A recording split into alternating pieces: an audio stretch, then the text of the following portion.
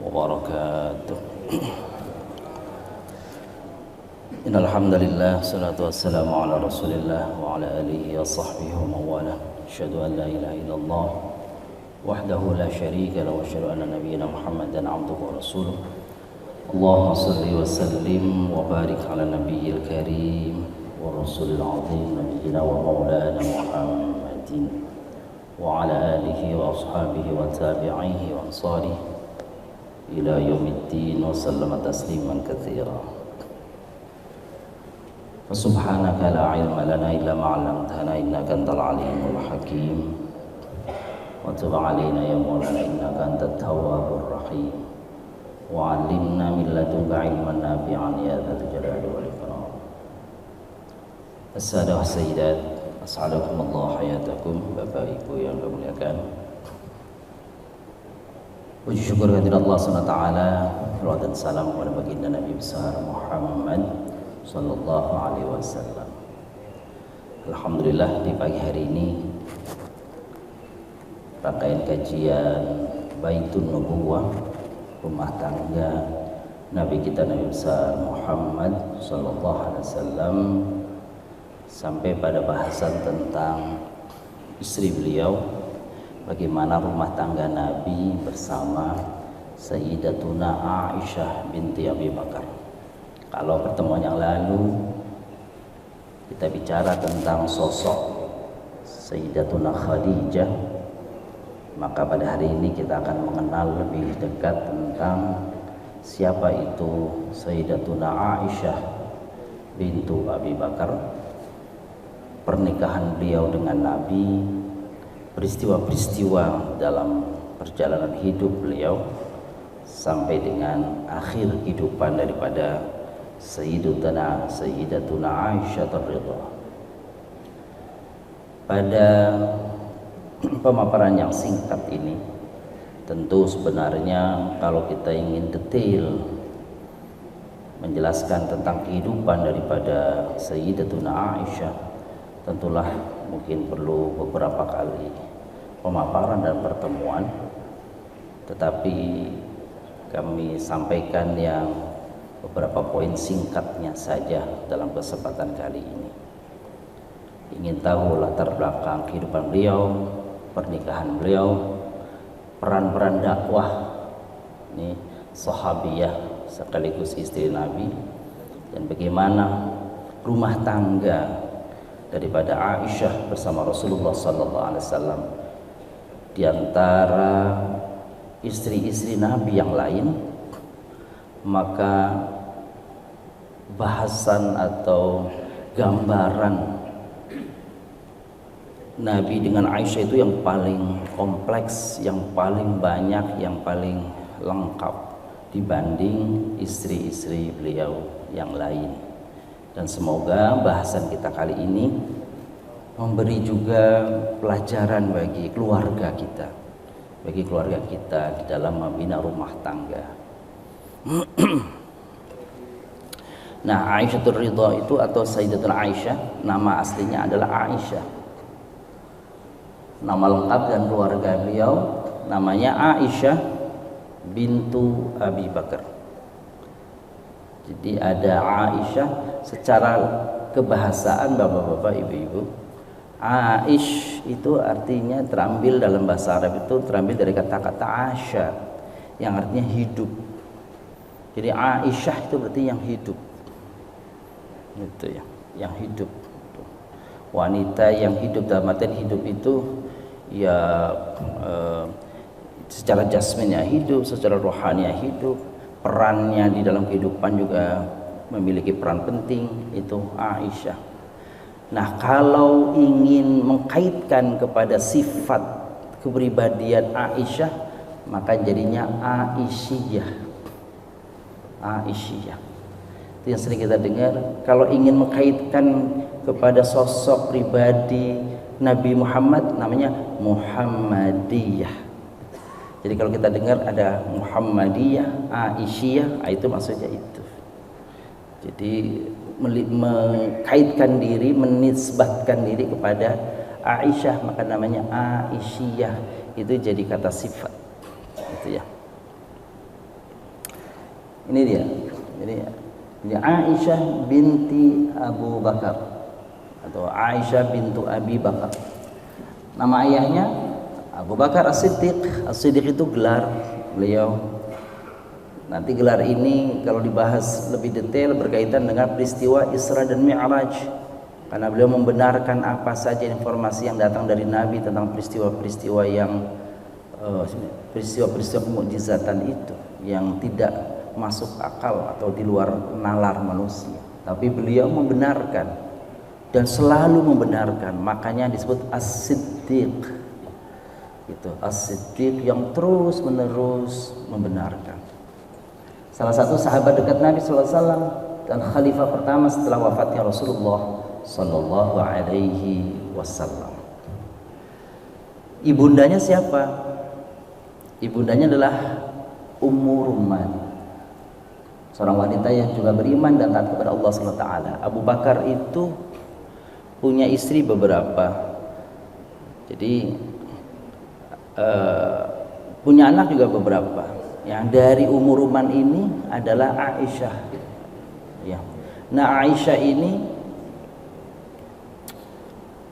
tidak punya anak dari Nabi sallallahu alaihi wasallam. Tapi beliau punya kunyah. Aisyah itu punya kunyah, punya sebutan namanya Ummu Abdillah. Ummu Abdillah. Artinya ibundanya Abdullah. Padahal Aisyah tidak punya anak. Ya. Maka kebiasaan atau tradisi kalangan bangsa Arab itu kalau seseorang tidak punya anak, maka biasanya dia menisbatkan dirinya kepada ponakan pertamanya. Nama ponakan pertamanya. Nah, Aisyah punya adik tiri, lalu punya putranya Abdullah. Maka Aisyah menisbatkan diri kepada ponakan pertamanya itu, namanya Abdullah, maka namanya Ummu Abdillah. Seperti itu. Jadi kebiasaan dan tradisi di Arab seperti itu. Ini ilustrasi aja, ini foto-foto yang ada, gambar-gambar yang ada nih ilustrasi Bapak Ibu. Jadi jangan mikir Aisyah gitu ya. Jadi tempat dan tahun lahir. Tempat lahirnya beliau di Mekah. Sekitar tahun 613 Masehi. 613 Masehi. Nah, itu ya. Ini perkiraan ini berarti sekitar kalau riwayat ini nih, berarti ini 10 tahun sebelum 20 tahun sebelum Nabi Shallallahu Alaihi Wasallam wafat, gitu ya. 20 tahun sebelum Nabi wafat. Ini kalau melihat tahun ini. Nanti memang ada beberapa perbedaan pendapat di kalangan para ulama. Maka disebut sekitar tahun 613 Masehi ini lahir beliau. Masa kecil dan pendidikan Aisyah radhiallahu anha. Aisyah tumbuh di rumah yang penuh dengan perhatian terhadap pendidikan baik agama maupun umum. Aisyah sejak kecil dididik untuk mencintai ilmu dan agama. Aisyah dilatih untuk memahami dan menghafal Al-Quran. Ia juga belajar banyak tentang fikih. Ya, fikih itu berarti hukum Islam ya. Sejarah Islam serta adab dan akhlak dari orang tuanya, terutama dari ayahnya Abu Bakar As-Siddiq. Ini tentang bagaimana masa kecil dan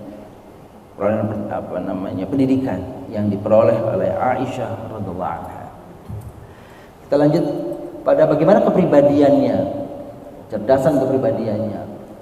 Aisyah dikenal sejak kecil sebagai seorang wanita yang cerdas, pintar, berbakat dalam memahami berbagai hal, terutama ajaran agama.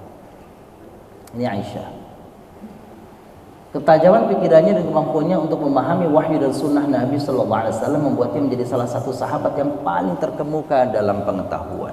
Sehingga Aisyah itu sebagai jalur masuk permasalahan tentang nisaiyah, tentang wanita, tentang perempuan, apa saja berkaitan itu mayoritas merujuknya gerbangnya itu Aisyah. Jadi para sahabi itu berarti sahabat-sahabat wanita. Itu kalau mau bertanya permasalahan tentang wanita, masalah-masalah wanita, fikih wanita, maka biasanya para sahabi itu malu bertanya kepada Nabi. Maka gerbangnya melalui Aisyah radhiyallahu anha.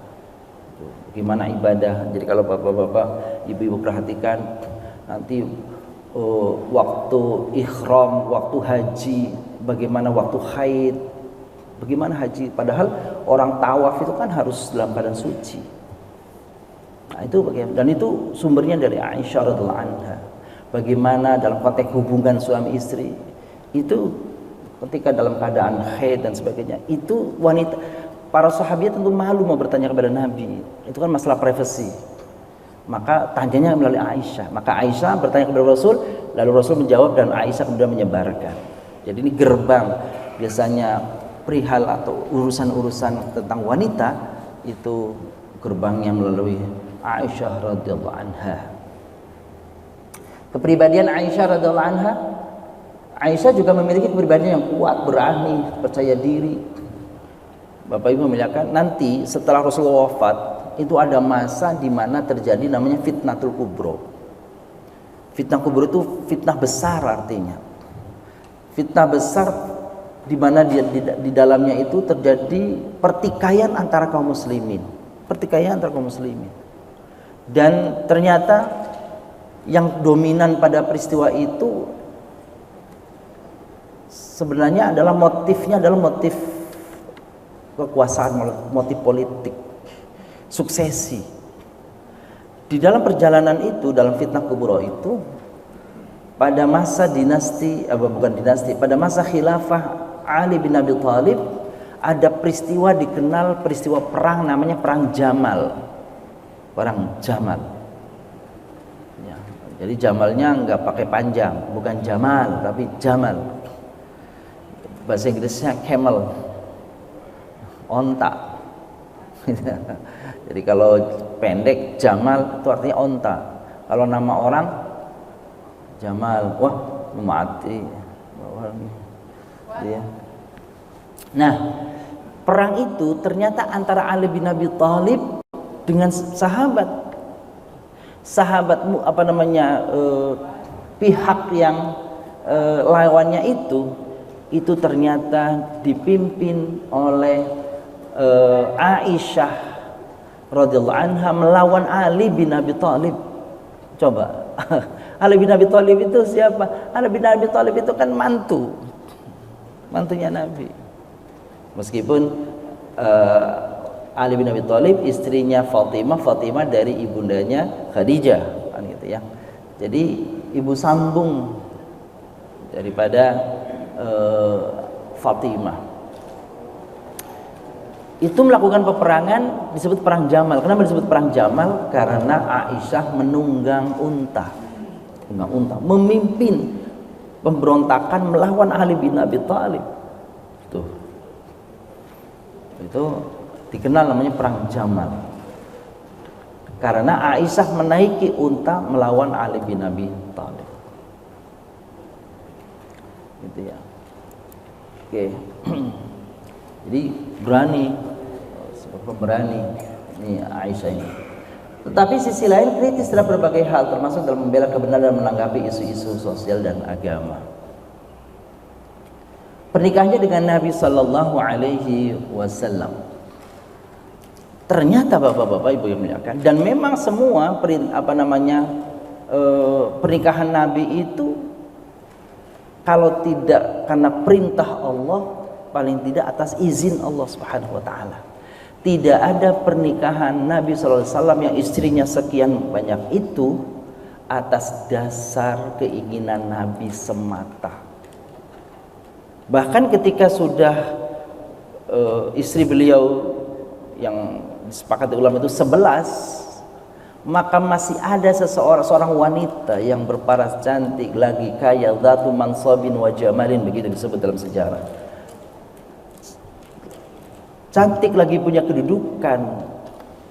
In wahabat nafsaha lin nabi ayyastankihaha. Dia tawarkan dirinya kepada Nabi agar Nabi menikahinya. Pada masa itu masalah kontras bisa dikontraskan ini. Nah, itu lebih kontras ya. Makasih. Pada masa itu pernikahan pada usia dini, muda, perempuan itu usia muda sering dianggap biasa pada masa Arab. Jadi jangan melihatnya masa kini tentu saja. Jadi setiap peristiwa harus dilihat konteksnya, lokusnya, tempatnya, situasinya, kondisinya, di mana terjadi peristiwa itu. Di Arab masa itu, pernikahan atau menikahi gadis yang masih remaja itu, usianya masih dini itu menjadi suatu tradisi. Jadi bukan Nabi Muhammad saja, itu harus digarisbawahi. Masih sering dianggap biasa karena perbedaan norma sosial dan budaya yang tentunya berbeda dengan standar zaman sekarang. Di masyarakat Arab pada saat itu, pernikahan pada usia muda terutama bagi wanita adalah hal yang biasa dan diterima oleh masyarakat Arab. Bahwa kita di masyarakat kita tidak menerima, itu tradisi budaya masyarakat kita. Begitu Bapak Ibu. Yang ketiga, ya, kenapa Rasulullah menikahi Aisyah radhiallahu anha? Karena ada tujuan dakwah. Jadi Nabi SAW menikahi istri-istri itu, kalau nanti mudah-mudahan kita satu persatu kita akan sampaikan nih istri-istri Nabi yang berikutnya ini. Apa tujuannya? Tentu mempererat dan memperkuat ya, strategi ya, dakwah Nabi SAW ini. Kenapa? Karena Abu Bakar Siddiq radhiyallahu anha yang tidak lain adalah ayah daripada Aisyah, sehingga ini menjadi kekuatan untuk dakwah Islam. Dan kalau kita lihat 4 sosok khalifah ini, Abu Bakar, Umar, Utsman, Ali, maka semuanya ini ikatan keluarga dengan Nabi SAW. Ada yang jadi mertua dan ada yang jadi mantu. Abu Bakar dan Umar sebagai mertua Nabi, Ali bin Abi Thalib dan Utsman sebagai mantunya Nabi. Jadi 4 ini kokoh gitu ya. Dan ini menjadi masa ke masa. Jadi nepotisme dalam konteks tertentu nggak dianggap sebagai negatif. Itu kalau kita bilang nepotisme, Nabi, Abu Bakar, Umar, Utsman, Ali itu kan keluarga dekat, tapi itu justru adalah masa kemasan Islam dalam konteks dakwah. Nah, apa peran dakwanya Aisyah radhiallahu anha? Dari beberapa sumber yang saya dapatkan, paling tidak ada 6 Bapak-bapak, Ibu-ibu. Ini peran dakwanya. Pertama, sebagai perawi hadis. Bahkan disebut dari Aisyah radhiallahu anha, hadis yang bersumber dari beliau ini ada 2.200 hadis. Jadi banyak sekali itu. 2.200 hadis. Peran yang kedua apa?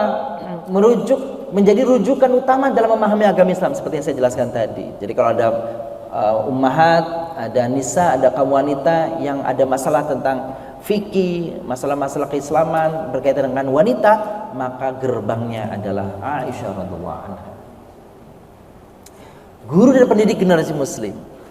Ya, jadi mendidik wanita-wanita yang lain melalui Aisyah radhiallahu anha. Yang keempat, menjawab isu-isu kontroversial. Di antaranya nanti kita bicara tentang hadisul ifki, berita tentang tuduhan perzinahan. Lalu menjadi saksi kehidupan Rasul, karena Aisyah menjelaskan itu. Bahkan bapak-bapak yang muliakan, ini hadisnya dipertentangkan dengan ulama.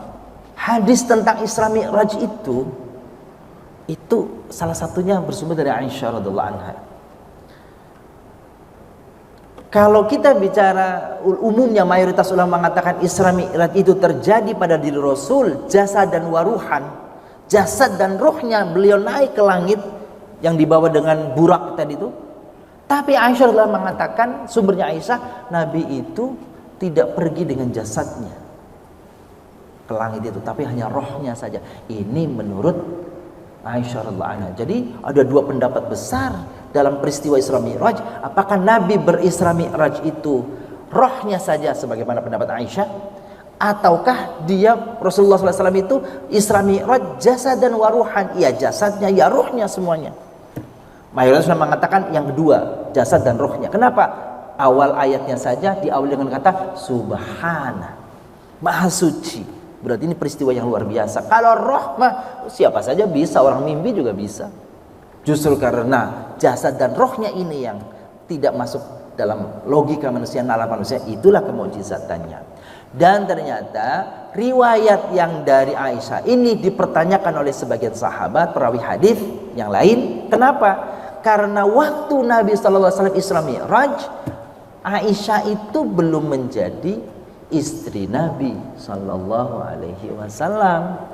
Jadi gitu. Atau mungkin kalau kita merujuk kepada tadi, sudah jadi istri Nabi tapi belum tinggal serumah 6 tahun tadi, kan gitu ya, belum tinggal serumah.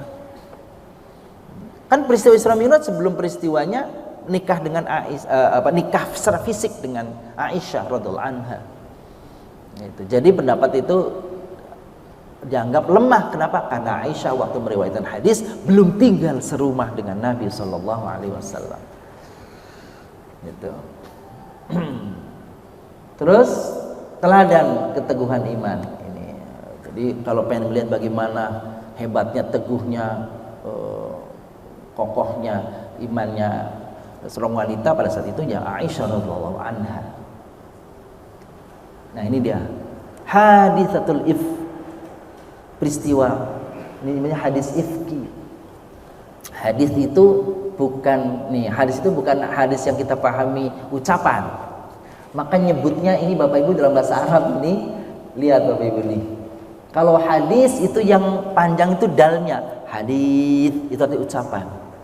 Kalau hadis haknya yang panjang itu artinya peristiwa. Nah, itu ya. Jadi bahasa Arab itu beda, ngucap itu beda artinya. Gitu, beda artinya. Seperti kalau kita sholat Jumat nih, kan yang mengumumkan biasanya di sebelum Jumat, sebelum khatib naik mimbar itu diumumkan ya. Itu beda itu. Jadi yang betul-betul dalam bahasa Arab kalau menyebutnya khatib, toknya yang panjang. Ini kalau saya dengar di masjid-masjid lainnya, kalau di Asmaul Husna mah benar insyaallah. Jadi kalau nyebutnya khatib Jumat kita itu betul. Tapi kalau bilang khatib kita itu artinya bukan khatib. Gitu. Bukan pengkhutbah artinya. Kalau khoknya yang panjang itu artinya orang yang tukang lamar. Ngelamar. Makanya lamaran dalam bahasa Arab namanya khitbah. Iya enggak? Itu khitbah. Itu bahasa Arab Bapak Ibu. Jadi bahasa Arab itu salah panjangnya, salah artinya. Gitu. Semua ada, termasuk hati-hati kita kalau lagi baca Fatihah nih. Bismillahirrahmanirrahim. Tapi kalau Bismillahirrahmanirrahim, itu beda lagi arti itu. Kan gitu ya. Apalagi Bismillahirrahmanirrahim. Waduh, beda lagi itu artinya. Maka paling tidak semampu yang bisa kita lakukan, kita melafazkannya itu fasih. Haditsatul if, peristiwa hadis itu artinya. Peristiwa ini diabadikan dalam Al-Qur'an. Surat An-Nur ayat 11. Ini sebenarnya menjadi jawaban. Innal ladzina ja'u bil ifki usbatun minkum la tahsabuhu syarran lakum bal huwa khairul lakum likulli imri'in minhum maktasaba minal itsm والذي تولى كبره منهم له عذاب عظيم. Innal ladzina, sesungguhnya orang-orang yang ja'u bil if itu artinya dalam bahasa datang dengan. Nah, kalau datang dengan berarti membawa if itu apa? Berita bohong. Kalau bahasa kita hoax itu if. Usbatun minkum adalah keluarga kamu juga. Ini ayat ini turun kepada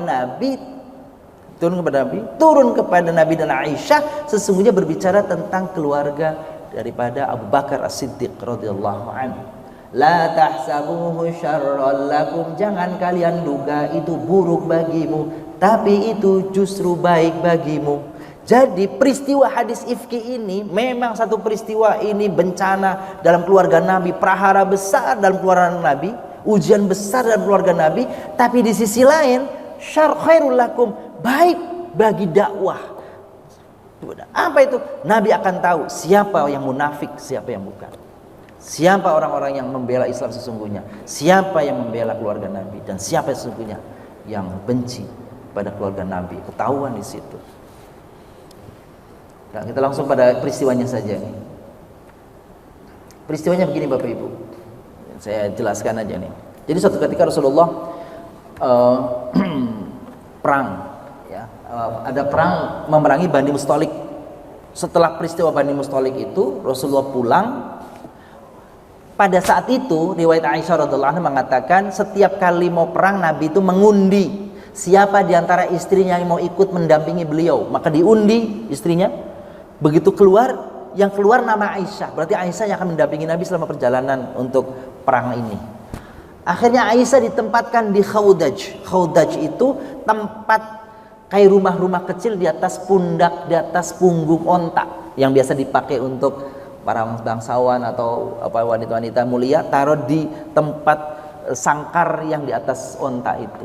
Pulang dari Bani Mustalik, ternyata istirahat nih pasukan istirahat. Nabi semua suruh pasukan istirahat. Waktu selesai beristirahat, pasukan mau berangkat. Ternyata menjelang berangkat itu, detik-detik menjelang berangkat, Aisyah itu ada, mungkin bahasa kita pengen ke belakang. Akhirnya dia ke belakang. Ya, ke belakang.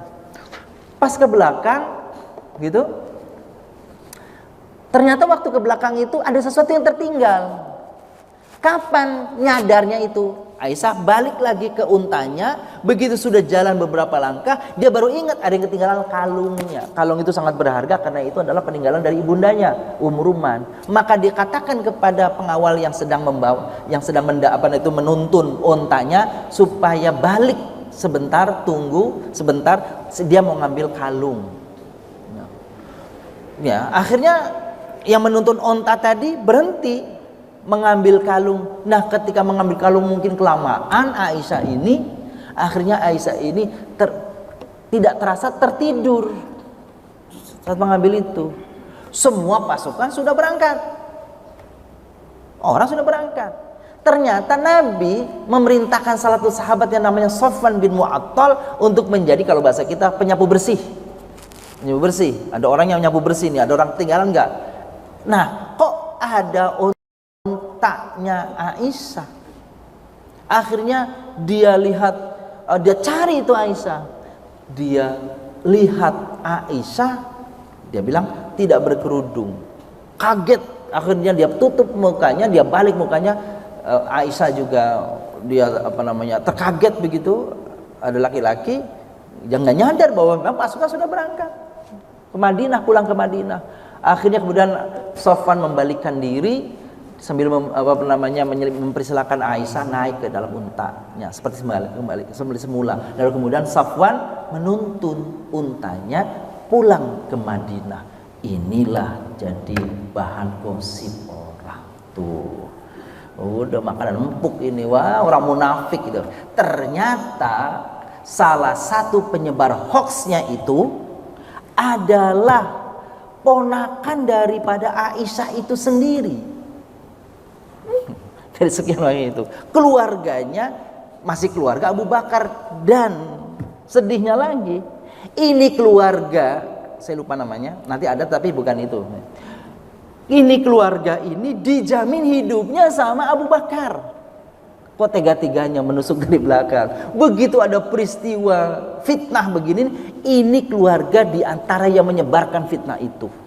Abu Bakar tahu nih keluarga ini, keluarganya dia nih, ada satu keluarga yang menyebarkan itu. Akhirnya dia berjanji, kalau gitu mulai bulan depan, kira-kira kalau bahasa kita begitu, saya nggak mau jamin lagi hidupnya.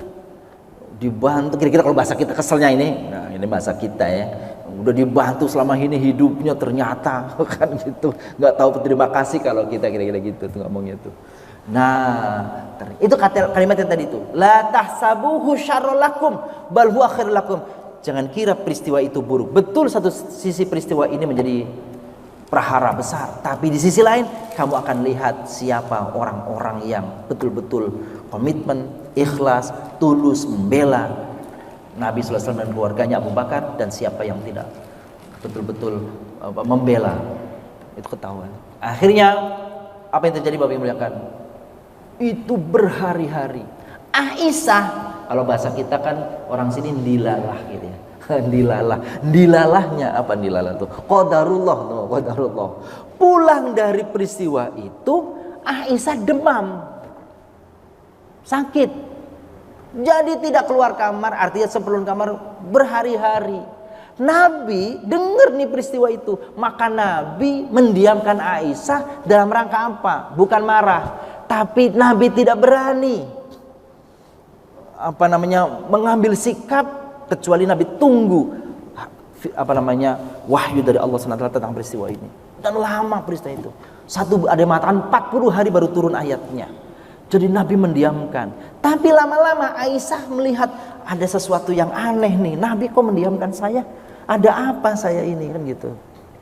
Akhirnya karena Nabi mendiamkan itu tadi tuh, karena dia pengen nggak mau salah langkah, ambil salah sikapnya. Maka Nabi tunggu betul. Nggak berani menegur Aisyah juga ini sekali apa istilahnya tuh hambar sekali. Akhirnya Aisyah pulang itu sudahlah, saya biar dirawat di rumah sama ayah sama ibu, kira-kira begitu. Nah begitu dia pulang baru tahu kenapa Nabi itu mendiamkan.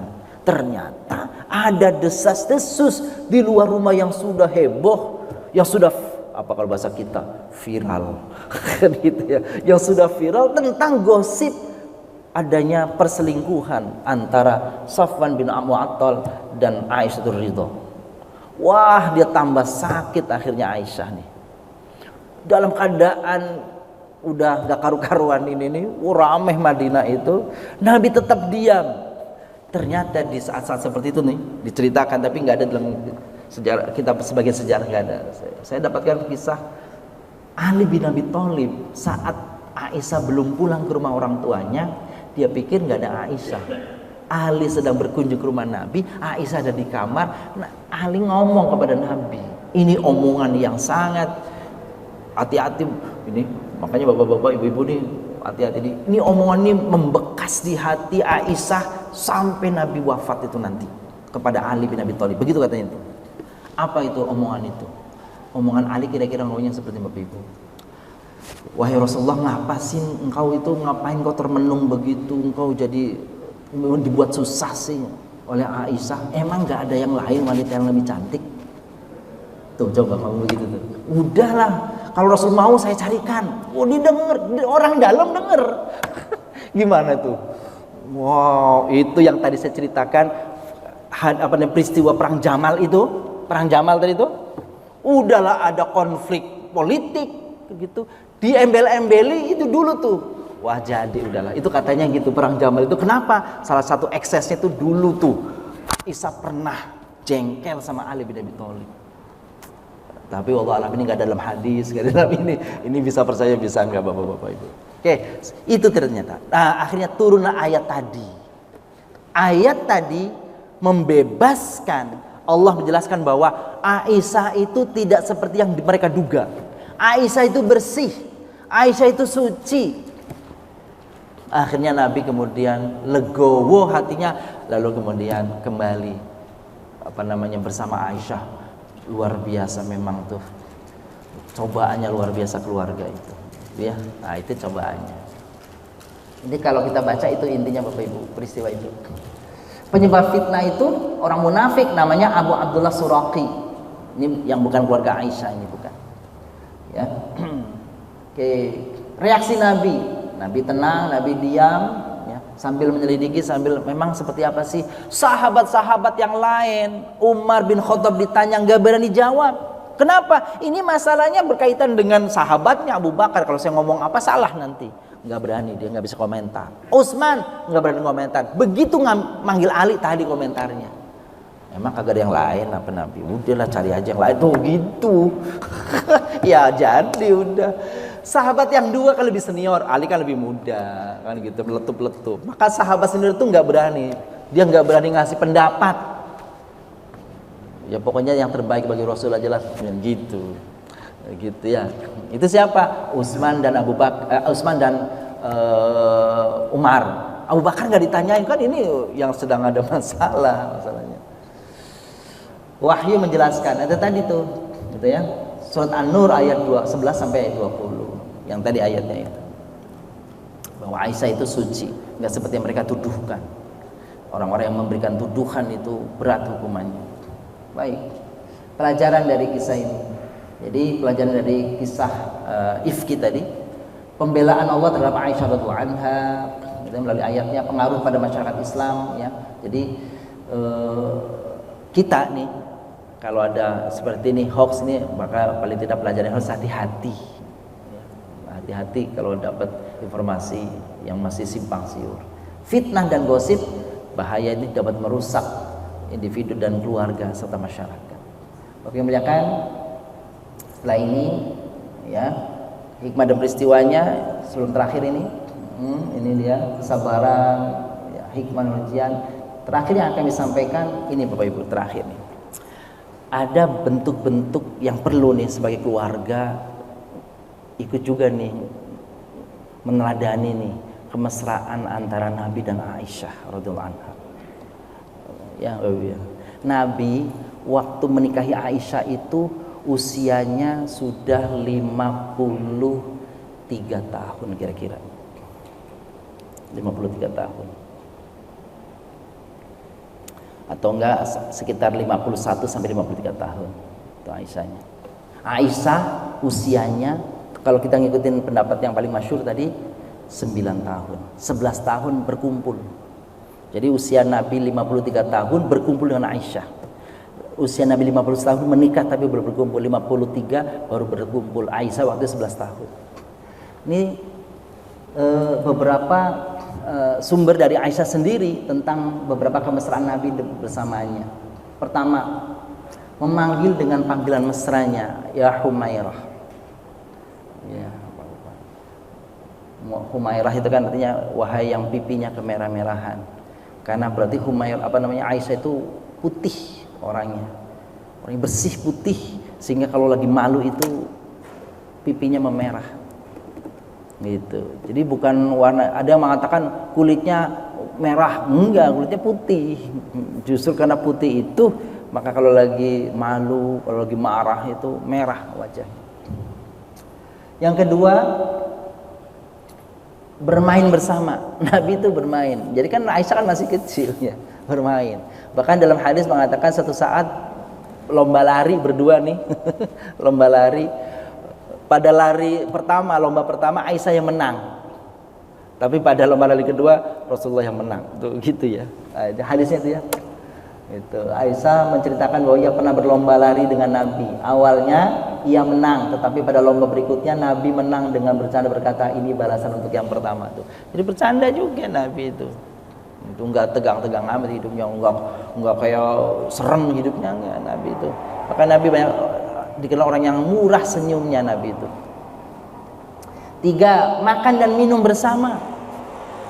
Jadi Bapak Ibu, kalau dibilang sepiring berdua itu ya itu sepiring berdua.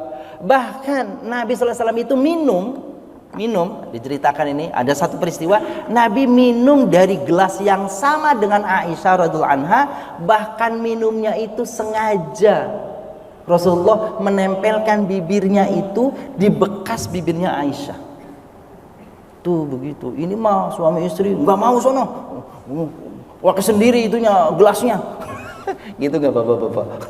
Nggak mau gelas suaminya, gelas istrinya. Apa? Nular. La ilaha illallah. Nular apanya nih?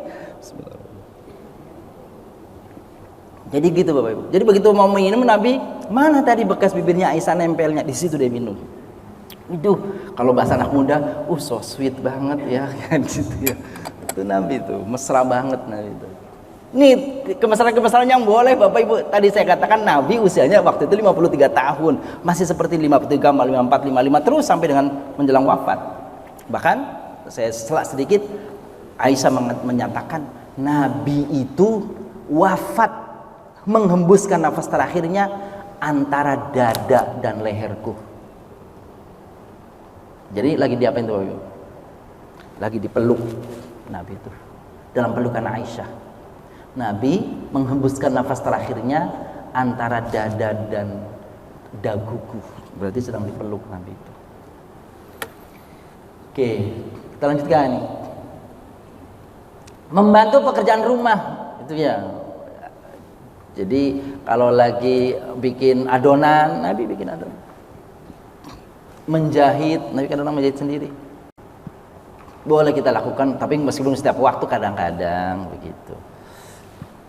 Ini mah sono serba gitu, serba nyuruh gitu kan. Suatu saat boleh lah Nabi melakukan pekerjaan rumah tangga. Menyandarkan kepala di pangkuan Aisyah. Waktu Aisyah sedang membaca Quran, gitu, Nabi itu meletakkan kepalanya di pangkuan Aisyah. Gitu tuh. Ini ada cerita lagi di luar ini nih. Suatu saat Aisyah sama Zainab, Aisyah tuh sama Zainab atau Aisyah sama Hafsah saya lupa. Nabi itu sedang berada di rumahnya Aisyah, terus istrinya datang yang lain ke situ. Kan gitu tuh. Lalu kemudian satu Nabi kepalanya diletakkan di pangkuan Aisyah, kakinya Nabi sandarkan di pangkuannya Hafsah. Gitu ya. Tuh, ini sekali ya. Apa namanya, indah sekali itu, mesra sekali itu ya. Ayo Pak Yanis tuh. Sekali Pak Yanis begitu kan, insyaallah. Gitu ya. Memijat dan merawat saat sakit, dipijat tuh, istrinya dipijat, suaminya sama gitu ya, dipijat, diulus-elus gitu ya. Gitu enggak Bapak Ibu? Itu perlu kita tahu. Ternyata begitu Nabi sallallahu alaihi wasallam. Lanjut yang terakhir. Bersenda gurau, bercanda. Nabi itu banyak senda gurau beliau itu. Meskipun kalau sedang tertawa enggak sampai terbahak-bahak ya Nabi itu. Bahkan ada yang tidak disebutkan di sini tuh, Nabi di momen tertentu tuh Nabi sengaja menyempatkan waktu jalan sama Aisyah, itu jalan hanya untuk makan di luar, hanya untuk ya gitu ya. Kalau bahasa anak muda healing. Kan gitu ya. Jalan berdua keliling kan gitu. Makan di luar gitu. Kemesraan gitu. Boleh Bapak Ibu ya. Oh ini mah gak usah diajarkan, udah terjadi semua. Mengungkapkan rasa cintanya. Nah, ini barangkali boleh Bapak Ibu, berat ya. Kalau manggil boleh. Yang gitu kan. Gitu.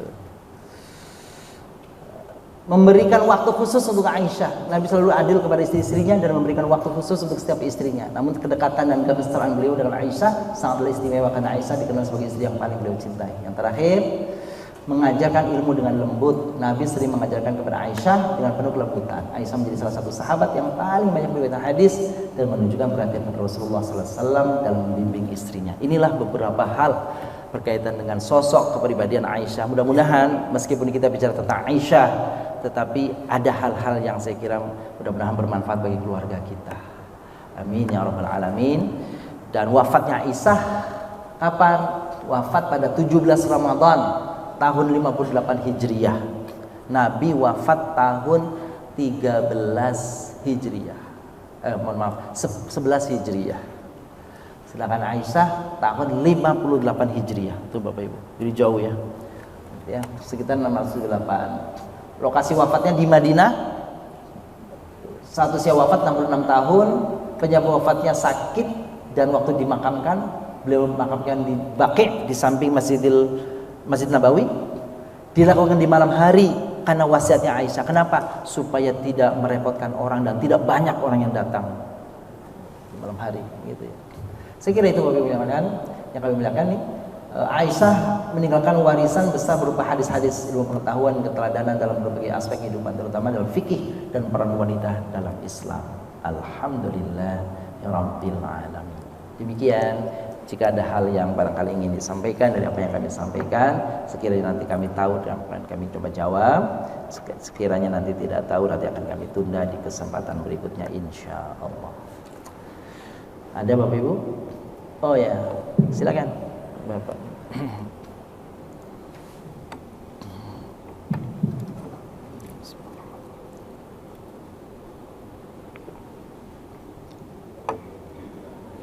Terima kasih. Assalamualaikum warahmatullahi wabarakatuh. Waalaikumsalam warahmatullahi wabarakatuh.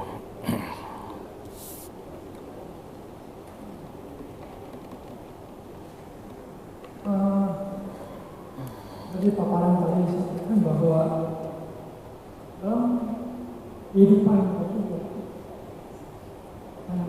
dalam kehidupan Rasulullah banyak hal-hal yang bisa diceritakan pada saat dengan Aisyah, tapi pada saat dengan Khadijah itu tidak tergambarkan tentang kemesraan apa dan sebagainya.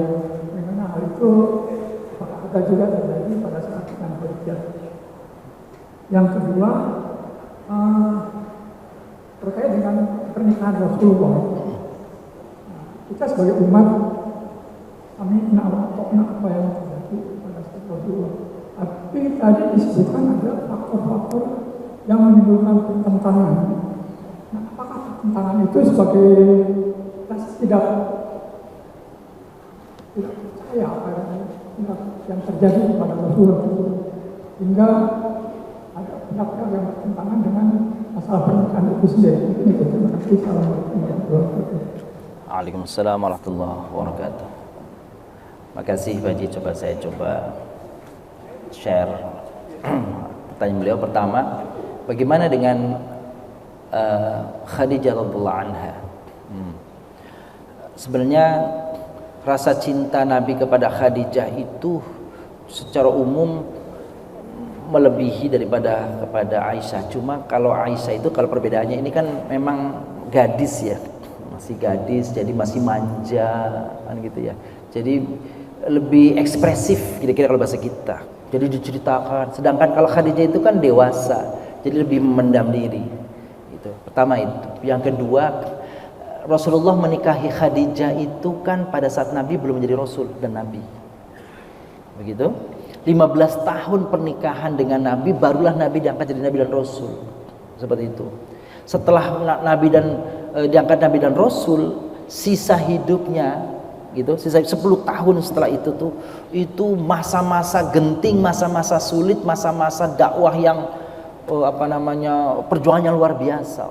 Dikepung, diembargo, ditindas, diancam dan sebagainya. Sehingga secara kondisi saat itu memang berbeda ketika Nabi berada di Madinah. Dalam arti memang sudah sudah lepas, sudah leluasa. Islam menjadi waktu itu menjadi kekuatan yang luar biasa. Seperti itu. Jadi kalau tidak diceritakan kepada luar, memang ini kan yang kami ceritakan tadi kan sumbernya dari Aisyah radhiyallahu anha. Sedangkan waktu bersama Khadijah lebih bersikap istilahnya apa ya? Kalau bahasa psikologi itu orangnya itu lebih pendiam, lebih memendam, lebih keibuan seperti itu. Jadi tidak banyak menceritakan, mengisahkan bagaimana tentang keluarganya kepada khalayak. Ya. Jadi lebih sifatnya lebih introvert dibanding kalau Aisyah. Dibanding istri-istri yang lainnya saja, Aisyah itu kan lebih atraktif dibanding yang lain. Yang lain pendiam, memang Aisyah memang mungkin karena cerdas, lincah sehingga tergambar di situ daripada ungkapan-ungkapannya dan seterusnya. Jadi saya kira kalau pendapat yang secara pribadi saya mengatakan bahwa cinta Nabi suatu saat ketika disinggung oleh Aisyah, kenapa sih engkau masih menyebut-nyebut Khadijah? Maka Nabi menyatakan kepada Aisyah, sesungguhnya dia wanita yang tidak ada penggantinya bagiku. Dia melindungiku ketika orang membenciku. Dia membantu ketika semua orang itu melawanku, dan dia memberikan anak kepadaku yang tidak diberikan oleh istri-istri yang lainnya. Itu jawaban Nabi seperti itu. Dan setiap kali bukti kecintaan Nabi kepada beliau itu, pada Khadijah itu, setiap kali ada keluarga daripada Khadijah datang kepada beliau nanti setelah di Madinah nih, tahu akan datang keluarga kerabat daripada Khadijah, maka Rasulullah itu secara khusus, kalau bahasa kita, membuka karpet merah untuk duduknya keluarga ini. Penghormatannya luar biasa kepada beliau. Maka dari sisi penghormatan, dari sisi kecintaan, memang saya kira tadi tuh Nabi menyatakan tidak ada orang yang memberiku keturunan kecuali darinya, tidak ada yang menyerahkan hartanya melebihi dirinya, tidak ada yang membela seperti dirinya kepadaku. ketika orang lain membenci dan melawan atau mengintimidasi Nabi. Kalau di Madinah kan Nabi justru yang dalam tanda kutip superior kan, seperti itu. Jadi itu. Adapun kenapa kok tidak banyak riwayat, karena Khadijah lebih pada keibuan, jadi lebih memendam. Sedangkan Aisyah itu kan memang gayanya beliau atraktif, lincah, dan juga komunikatif, sehingga diungkapkan, disampaikan semua informasi-informasi itu. Yang terakhir, fikih itu bicara di Madinah. Sedangkan di Mekah itu bicara akidah, tidak bicara fikih. Sedangkan yang disampaikan oleh Aisyah radhiyallahu anha banyak berkaitan dengan urusan fikih, bukan urusan akidah. 13 tahun Nabi berada di Mekah, urusannya berkaitan dengan urusan akidah. Sedangkan 10 tahun kemudian di Madinah, ya akhlak, ya ibadah, atau utamanya berkaitan dengan fikih ketika berada di Madinah. Itulah saya kira hal-hal yang berkaitan dengan tadi ya, bandingannya antara Khadijah dan Aisyah radhiyallahu anha yang saya tahu seperti itu. Yang kedua, kenapa ya ada konflik? Ya secara manusiawi, secara alami memang seperti itu. Dan juga bagian dari pelajaran bagi kita bahwa rumah tangga Nabi, Bapak Ibu muliakan, itu tidak seperti yang digambarkan orang semuanya dari awal sampai akhir adem, ayem, tentrem, nyaman. Enggak juga. Tapi justru ada konflik, itu menjadi pelajaran bagi kita. Nabi kalau ada konflik seperti apa? Ketika ada prahara rumah tangga itu Nabi seperti apa? Justru itu menjadi pelajaran bagi kita. Jadi keluarga Nabi tidak semuanya keluarganya itu adem, tentrem, ayem, enggak. Sama Hafsah nanti ada peristiwanya, sama Zainab nanti ada peristiwanya, sama masing-masing itu hampir ada peristiwanya. Dan semuanya itu menjadi pelajaran bagi kita. Keluarga, bahwasanya berkeluarga itu tidak adem, ayem, ada kalanya prahara-prahara, ada namanya hal-hal yang kadang-kadang percikan-percikan masalah. Ya begitulah berkeluarga. Dan itu dicontohkan oleh Nabi dalam keluarganya, dan mudah-mudahan pelajaran yang kita pelajari setiap kali pertemuan ini menjadi bahan bagi kita untuk mencontoh bagaimana dalam menyikapi masalah di dalam keluarga Nabi Shallallahu Alaihi Wasallam. Gitu. Saya kira gitu. Makasih Bapak Ibu muliakan. Insyaallah mudah-mudahan kita lanjutkan di kesempatan yang akan datang. Dan mohon maaf atas kekurangannya pada pertemuan kali ini. Mudah-mudahan Allah berkahi kita, dan Allah jadikan pertemuan kita pertemuan yang penuh ridha, dan Allah jadikan langkah kita dari rumah kita sampai nanti kembali sebagai catatan amal kebaikan kita di sisi Allah Subhanahu wa taala. Dan kita tutup dengan hamdalah dan kafaratul majlis. Alhamdulillahirabbil alamin. Subhanakallahumma bihamdik asyhadu an la ilaha illa anta astaghfiruka wa atubu ilaik. Assalamualaikum warahmatullahi wabarakatuh.